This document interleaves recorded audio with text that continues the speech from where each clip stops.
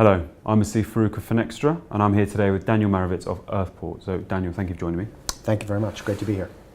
So commercial banking is facing a number of different pressures from stakeholders in the wake of regulatory change. What's the best strategy for success?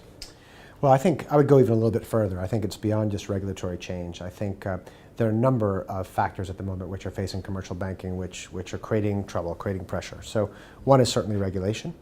Regulation happened on the back, really, of the financial crisis. Pre-crisis, commercial banking was the unloved stepchild of the financial services world. After the crisis, everybody fell once again back in love with commercial banking because it was steady, it was controlled, it was understandable, it was a kind of annuity revenue stream, and everybody re-embraced it. I think the issue now is several things have happened. The first is in the 5 years prior to the financial crisis, all of the technology and operations investment went into investment banking products. Yeah. At the moment the crisis hit, all those products fell away and the investment in those things stopped, and the investment, in fact, in almost everything stopped because the money went away. Mm-hmm. So if you look at the average commercial banking franchise at the moment, they're sitting on at least 10 years and sometimes 20 years worth of technical and operational legacy. But the world hasn't stood still in the last 10 years. In the last 10 years, we've had amazing changes to people's expectations for information, for access, obviously mobile, cloud, software as a service, etc. And so the banks now are caught between a rock and several hard places. One is regulation, two is aging systems, three is reduced profitability, so they lack the ability to invest in those aging systems, and a consistent and persistent low interest rate environment which takes away their ability to make money on the basic commercial banking product, which is sight deposits. Okay. What role do you think banks will play in the face of new technology companies, new third-party providers, new agile companies?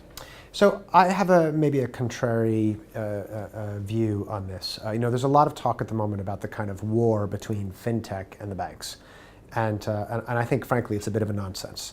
The way I view it is I look a little bit at financial services today as to what occurred in the pharmaceutical industry 10, 15 years ago. Mm-hmm. 10, 15 years ago, the pharma companies really stopped investing very heavily in R&D, and instead an amazing and really robust and dynamic ecosystem of medtech, biotech, and molecule discovery firms erupted all around the world.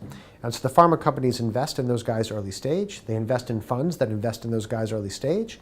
And as those products or molecules get to market and get to viability, they either buy licenses or they buy the company, right? And I think what we're going to see happening now in financial services is more of that sort of structure. The banks will provide some funding through a variety of different vehicles into the early stage companies. They will either buy the companies out or they will become licensees of their products. They'll purchase their products. And I think in that way, the banks can stick to do what the banks do and what the bank's customers expect them to do, which is to be safe and secure and conservative. And we want our banks to be safe and secure and conservative. At the same time, the banks need innovation, but the banks themselves aren't terribly innovative. And you know what? It's okay, because the fintech companies are.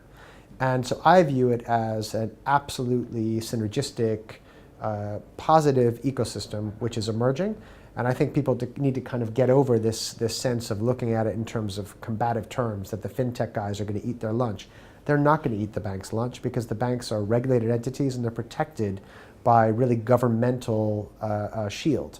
And that's okay, and that's the way we want it, in the same way that water companies are protected and electrical companies are protected.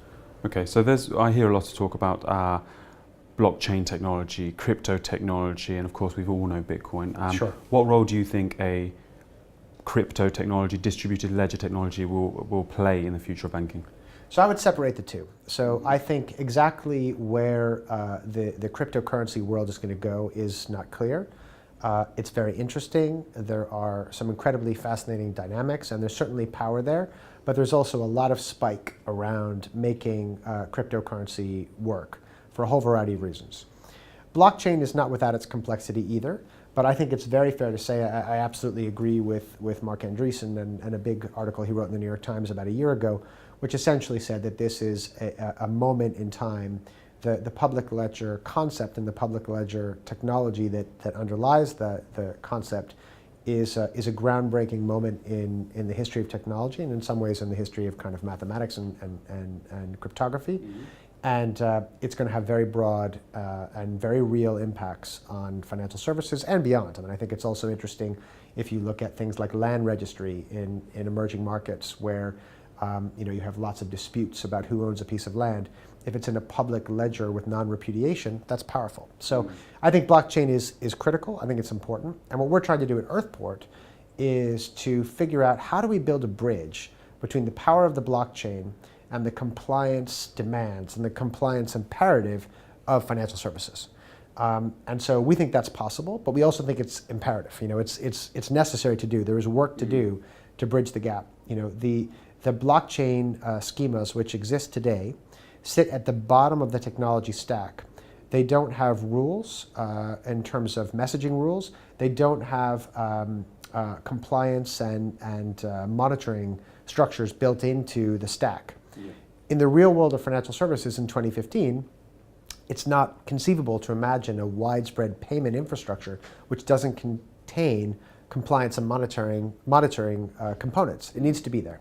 So what Earthport is working to do as regards blockchain is to serve as the bridge, both metaphorically and technically, between the power of blockchain and the necessities and the regulatory demands of the realistic world we live in payments.